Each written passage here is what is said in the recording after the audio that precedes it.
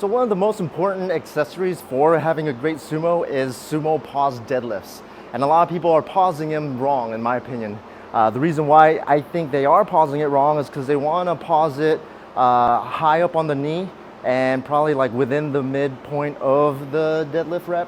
And so what you want to do is really pause as close to the floor as possible, within 1 inch if you can.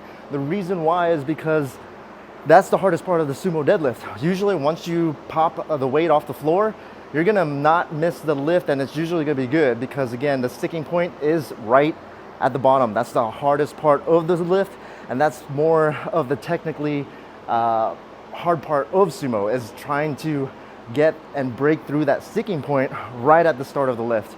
A lot of people, what happens is that if you're weak off the bottom, that starting strength, then you're going to sacrifice a lot of your positioning. What I mean by that, when they get into a deadlift, they see, oh shit, this shit isn't moving. They round out their back and then they sacrifice that start position.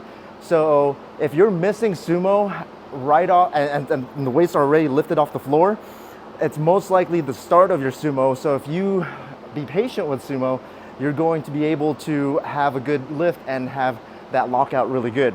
And so again, if you are seeing that you're missing the lift out right when the weights are off the floor, it's because you're rounded off and you sacrifice that start position. You're sacrificing that speed of that start. You're trying to get that speed, and then what shit happens? The shit hits the floor when you're trying to lock out your upper back and your low back, and you're just basically trying to lock out 600 pounds all with your low back muscle. So instead of your glutes and driving through with your legs and being able to get that work.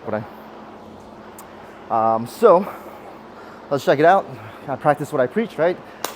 We are doing pause sumo deadlifts as close to the floor as possible.